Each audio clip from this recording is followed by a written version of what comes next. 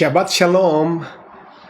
Good morning and good day sa ating lahat, mga giliw na sumusubaybay at tumatangkilik sa ating daily devotional. Ngayon po ay araw ng Sabado, January 16, 2021. At ngayon din po ang pangalawang araw ng ating Prayer Shield Congress. Kaya po mula kahapon saka ngayon, wala po tayong Hope Hour muna para magbigay daan sa ating pong Prayer Shield Congress na sinimulang kahapon. At alam kong pinagpala tayong lahat sa napakagagandang mga preaching at intercession kahapon at siyam na preachers po ang nag-share at siyam na intercessors naman ang nag-lead sa ating mga prayer concerns. So maraming salamat at sa lahat ng nakiisa sa fasting kahapon 6 to 6 p.m. at ngayon naman ay nagsimula ng fasting kaninang alas 6 ng umaga at matatapos naman mamayang alas 6 ng gabi. Mamayang alas 9 po, tuloy-tuloy ang pangangaral ng salita ng Diyos. At ako po at si Pastor Julie ang pang-18 na magsasalita at mananalangin. So bandang mga 5 to 6 p.m. na siguro kami mamayang hapon. So ganun pa man, tangkilikin natin lahat. Magsimula po ng 9 a.m. Mamaya-maya na lang po yan. Hanggang 6 p.m. mamayang gabi ay tuloy-tuloy ang susunod na siyam na tagapagturo at siyam na mananalangin sa iba't ibang mga prayer concerns. Maraming salamat po. At alam ko po na sinasagot tayo ng Diyos. Alam ko po na ang Diyos ay nakikinig sa ating mga panalangin. At kailangan po, it's a high time for the church na manalangin sapagkat alam niyo ho ang ating kalagayan at nasa loob pa rin tayo ng global pandemic ng COVID-19 at sabi nila meron ng 3 bagong variants maliban po sa original na COVID-19 ay meron ng 3 bago pang variant galing sa UK, galing sa South Africa at galing sa Malaysia ang pangatlo na mga bagong variants. Kaya talaga ang papel po ng church ay dumulog sa Diyos, manalangin at makiusap sa Diyos na mamagitan siya sa ating mga sitwasyon. Alam ko po na ine-enjoy natin ang ating prayer and fasting kahapon at ngayon at ine-enjoy din natin ang pakikinig ng mga preachings at ang pagsama natin sa mga intercession.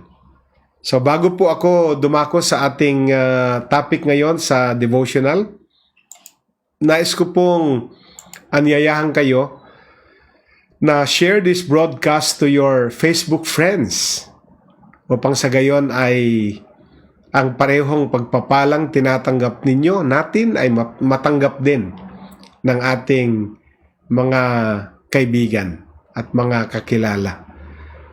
Ganon din po lahat ng ating daily devotionals ay pwedeng sundan sa YouTube. At ang ating YouTube channel ay JLG Space TV. At kapag nakapasok na po kayo sa YouTube ay inyo pong huwag kalilimutan na pindutin ang subscribe at ang notification bell upang ang mga future uploads, video uploads ay ma-notify po kayo. Maganda po ang ating pag-uusapan ngayon sapagkat ang topic ay God wants whatever you've got. At yan po, elaborate natin ang topic na yan matapos tayong manalangin. So, samahan niyo po ako sa panimulang panalangin at hingin natin sa Diyos ang kanyang grasya na maunawaan natin ang ating pag-uusapan ngayon. Let us pray. O God in heaven, pangalawang araw po ng aming Prayer Shield Congress ngayon. At kaninang alas 6 pa ay simula na ang fasting at intercession ng mga kapatid sa pananampalataya na nag-join ngayon ng fasting and intercession. We pray for your blessings kahit na po sa aming pagtanggap ng inyong salita ngayon.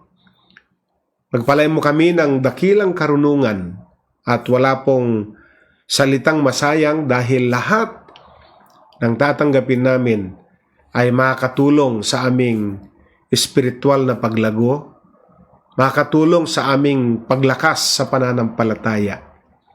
Dumaloy nawa ang anointing sa iyong lingkod hanggang sa lahat ng mga nakikinig ngayon. Dumaloy po ang iyong kapangyarihan, katagpuin ang bawat pangangailangan ng aking mga kapatid. Sa pangalan mo, Jesus. Amen and amen. Purihin ang Diyos. So, dadako na po tayo sa ating topic. God wants whatever you've got. Nais ng Diyos na ating anuman ang pwede nating ibigay ay tatanggapin ng Diyos. Gaano man kaliit, gaano man kalaki. Basta galing sa pusong nagpapasalamat sa Diyos, pusong mapagbigay, tatanggapin po lahat ng Diyos yan. God wants whatever you've got. Actually po, ang lahat naman ng you've got natin ay galing din sa Kanya. Kaya lang nasanay tayong sabihin yung galing sa atin. Sa totoo lang po, lahat naman ng ibibigay natin sa Kanya o lahat ng ibinibigay natin sa Kanya ay galing lang din naman talaga sa Kanya. Kaya lang hindi tayo nasanay sabihin na magbalik tayo sa Diyos. Laging sinasabi natin yung nagbibigay tayo sa Diyos. I-connect po natin ang ating verse ngayon, John chapter 6, verses 5 and 6 sa NIV. At yan po ang ating key passage ngayon. Ito po ang sinasabi, "Where shall we buy bread for these people to eat?" He asked this only to test him, for he already had in mind what he was going to do. John 6, 5 to 6. So, tinanong ito ng Panginoon, saan tayo bibili ng tinapay para ang mga tao ay makakain? Tinanong niya ito sa kanila, hindi dahil hindi niya alam kung anong solusyon o anong sagot sa kanyang tanong, kundi meron na siyang naisip kung paano niya pakakainin ang mga tao. Alam niyo ho, ang usaping ito ay istorya ng pagpapakain sa 5,000 katao. So, do you remember the story of Jesus feeding 5,000 people with only 5 loaves of bread and 2 fish? 5,000 katao po ang pinakain niya. Ang gamit lamang po niya ay 5 tinapay at 2 isda. I think it's amazing that out of 5,000 people, only 1 person brought a lunch. Hindi po ba? Isipin po ninyo, 5,000 katao, actually kalalakihan po ang taong sabi dito, 5,000 katao ang naroon sa krusada ng ating Panginoong Hesus. Naiisa lamang sa loob ng 5,000 katao ang may dalang tinapay at 2 isda, 5 tinapay at 2 isda, at ito ay isang kabataan. So I'm thinking a lot of people were hiding picnic baskets under their robes because they did not want to share with anybody else. maaring itong kuro-kurong ito ay maaring hindi lamang isa naman talaga ang nakapagbaon, maaring may mga ilan pang nagbaon, kaya lang hindi ito nagamit ng Panginoon sapagkat hindi naman nila dinala sa Panginoon. Konektado nga po ang ating pinag-uusapan ngayon. God wants whatever you've got. So, sino po ang may dala? One little boy offered the bread and fish he packed for his lunch. Isang batang lalaki ang nag-offer ng kanyang 5 tinapay at 2 isda na kanyang baon para sa kanyang pananghalian. Kasi alam niya na mahaba ang ministry ng Panginoon at meron siyang dalang pananghalian. He gave Jesus what little he had, and God used it not just to feed a lot of people, but also to show them how much He cares and how powerful He is. Amen. 5,000 tao po ang kumain nito. Itong little boy na ito ay ibinigay niya kung anong meron siya sa Panginoong Hesus. At ginamit ito ng Panginoong Hesus hindi lamang para pakainin ang napakaraming tao, kundi para ipakita niya ang kanyang care, ang kanyang concern, na kahit na yung physical na pangangailangan ay concern din ng ating Panginoon Hesus. Hindi lamang para ipakita niya kung paano siya nagki-care sa tao, kundi para ipakita din niya kung gaanong kapangyarihan meron siya. God always starts with what you have. Laging nagsisimula ang Diyos na gumawa ng milagro, ng multiplication sa kung anong pwede mong ibigay sa Kanya. You may not have much time, pero kung ano yung time na pwede mong ibigay sa Kanya, ay imumultiply ng Diyos yan. Your finances may not be worth much. Hindi naman sinusukat yan sa dapat malaki ibibigay mo sa Panginoon, kundi kung ano yung kaya mong ibigay na galing sa puso mo. Imumultiply ng Diyos yan. You may not think you have much talent, pero yung kakaunting talent na yan, pag inoffer mo sa Diyos, ay imumultiply ng Diyos. Ibig sabihin, pag sinabing kakaunti, hindi ito sinusukat yung kaunti na meron ka pang natira. Yung itong ibinigay mo ng lahat, pero kakaunti pa rin sa tingin mo. Pero sa paningin ng Diyos, basta ibinigay na natin lahat sa Kanya, gaano man kaliit o kalakihan, basta ibinigay na natin sa Kanya lahat, ang papel naman ng Diyos ay i-multiply pabalik sa atin. You can give God everything in your life. Give Him your heart. Hindi lamang po naman time, finances, talent, or time, talent, and treasure ang tawag natin dyan. But you can give God everything in your life. Give Him your heart. Tatanggapin niya yan. Give Him your reputation. Give Him your past, your present. Give Him your future. It may not be much, but you can give Him your 5 loaves and 2 fish. Amen? Kung yan na lahat ang meron ka, maaring sa end mo, kakaunti kung anong meron ka. Pero yung kakaunti na meron ka, na inalay mo pa sa Diyos, ay imumultiply ng Diyos. Hindi yung kakaunti na nga, withhold mo pa. Kung marami ka naman, kakaunti naman ang ibinigay mong, marami kang oras, pero kakaunting oras ang ibinigay mo sa Diyos. Marami kang talents, pero halos hindi mo maibigay ang talent mo sa Diyos. Marami kang finances, pero hindi angkop sa pagbibigay mo yung dami ng finances mo. Itong pinag-uusapan po natin, kahit kakaunti na lang yan, basta ibigay mo lahat sa Diyos, bahala na siyang i-multiply kung anumang kakaunti ang ibinigay mo sa Panginoon. Maari yung kakaunti ay yan na yung lahat. Pero acceptable kay Lord yan. God wants whatever you've got.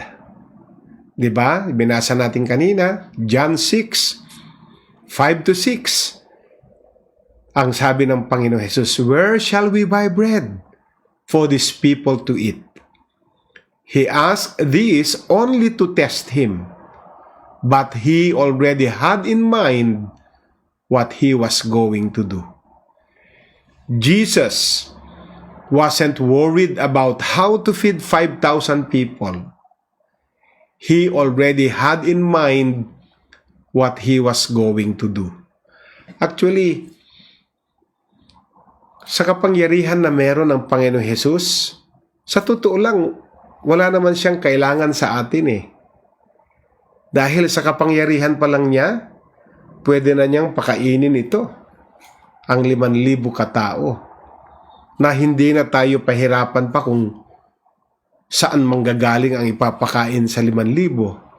Kaya niyang lahat yan, na wala tayong participation. Pero ang Panginoong Jesus, gusto niya na tayo, na kanyang mga anak, ay may partisipasyon sa lahat ng kapangyarihan, sa lahat ng miracles na kanyang ginagawa. He saw the need long before the disciples did, and he had a plan. Bago pa magkaroon ng need, nakita na niya yung need. Bago ka pa magsabi ng solution na pwede mong i-share para malutas yung problema, meron na siyang solusyon. Sapagkat siya ay Jehovah Jireh. Bago mag-arise ang pangangailangan, meron ng provision. Yun po ibig sabihin ng Jehovah Jireh. Na bago mag-arise ang need, meron ng provision sa needs natin. So, he saw the need long before the disciples did. And he had a plan. So, you need to understand this truth today, beloved. Dapat maintindihan natin ang katotohanan na ito, mga minamahal sa pananampalataya. That God always has the answer before you even know the problem. Hallelujah. Pakagandang linya. Na ang Diyos, laging meron siyang sagot bago pa tayo magkaroon ng problema. Yun po ibig sabihin ng Jehovah Jireh. Na meron ng sagot si Lord bago dumating ang problema. May solution na siya bago dumating ang problema. Therefore, God is not worried, amen, sa iyong mga unsolvable problem. Hindi po worried ang ating Diyos. It's not too late in the day for Jesus. Laging may solution ang Diyos. Hindi siya naubusan ng paraan. Amen? Hindi siya nag-aalala sa mga tingin mong mga problemang wala ng lunas, wala ng kalutasan. It's not too late in the day for our Lord Jesus Christ. He saw your problem long before you did. Nakita na niya yung problema mo bago mo pa makita. Alam na niya ang solusyon bago mo pa makita ang problema mo. He knew it was coming and he already had a plan for it. Alam niyang darating ang mga problema. Alam niyang may mga pangangailangan ka. Alam niyang magkakaroon ka ng mga suliranin, mga problema sa buhay. Pero meron na siyang plano agad bago pa dumating ang mga ganyang mga bagay sa buhay natin. God knows the solution to your problem before you even recognize it's a problem. Amen? Meron na siyang solusyon sa iyong problema bago mo pa ma-recognize na meron kang problema. So, why are you worrying then?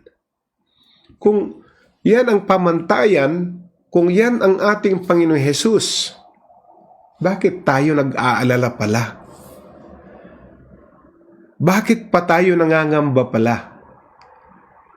Just admit you have an unsolvable problem and then give God everything you have. Amen? Aminin mo lang na meron kang mga problemang hindi mo alam ang solusyon at ibibigay ng Diyos ang lahat ng pangangailangan mo. Pero una, ibigay mo muna sa Diyos kung anong meron ka. May problema ka, aminin mo sa Diyos. Nahirapan ka sa solusyon, aminin mo sa Kanya. Give God everything you have. Dahil bago ka pa magka-problema, alam na ng Diyos ang solusyon sa problemang yan. Watch Him take your loaves and fish and turn them into a feast. Panoorin mo siya. Nakunin niya ang iyong tinapay at ang iyong isda. At manood kang i-multiply niya ito.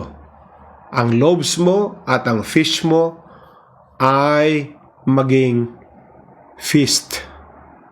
Maging piyesta sapagkat 5,000 ang pinagpala dahil may nagdala sa kanya ng tinapay at ng isda. God wants whatever you've got. Amen. Purihin ang Diyos na buhay.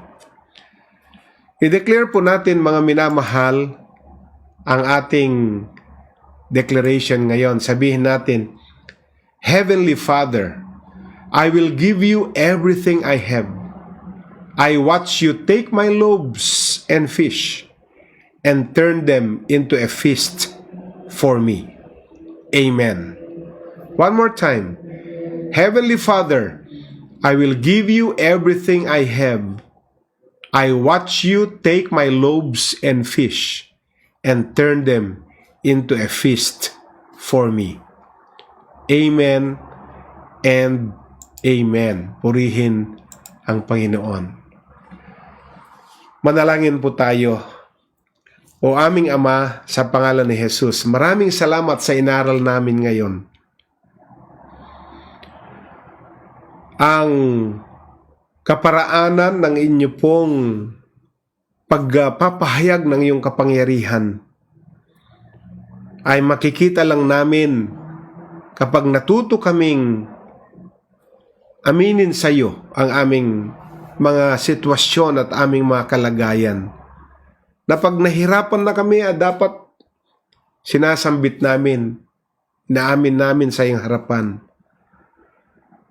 At ikaw po, Panginoon, alam mo, bago pa kami magkaroon ng mga unsolvable problems, bago pa kami magkaroon ng need, alam mo na ang provision, alam mo na ang solution sa mga problema namin.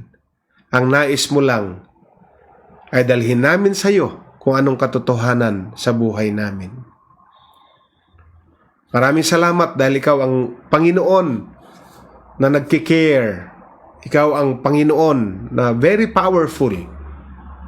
Hindi ka magkukulang, walang problema na hindi mo kayang solusyonan. Salamat po sa katotohanan na ito. Pinapanalangin ko ngayon ang aking mga kapatid sa pananampalataya. Patuloy mong ipadaloy ngayon ang iyong mayamang biyaya para pagalingin ang mga sakit karamdaman para i-provide ang mga pangangailangan, palakasin ang aming mga kahinaan, at ang iyong patnubay sa aming mga kalituhan, Panginoon. Maraming salamat. Pagpalain mong araw na ito, lalo na tigit sa lahat sa aming pagpapatuloy ng pag-aayuno hanggang mamayang alas 6 ng hapon ng gabi. I-bless mo ang natitirang 9 speakers sa aming Prayer Shield Congress. I-anoint mo ang aming mga intercessors na magpe-pray ng iba't ibang mga intentions mamaya. Thank you, God. In Jesus' name, Amen and Amen. So, inuulit ko po, alas 9, ngayong umaga, magsisimula na ang preaching of the word. Siyam na mga preachers po at siyam din na mga intercessors ang magli-lead para sa mga prayer points. Fasting po, kung kaya nyo po mag-fasting, simula na po, no more breakfast, no lunch, magbe-break tayo by 6 p.m. Ito po si Pastor Rene Alog at nag-iwan po ako ng pag-ibig, kapayapaan at kagalakan ng Diyos. God bless and Shabbat Shalom.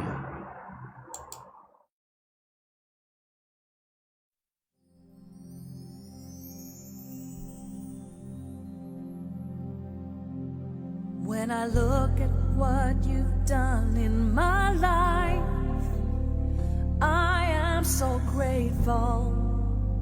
You are so faithful. When my heart seems to stray from your ways, you show me your mercy.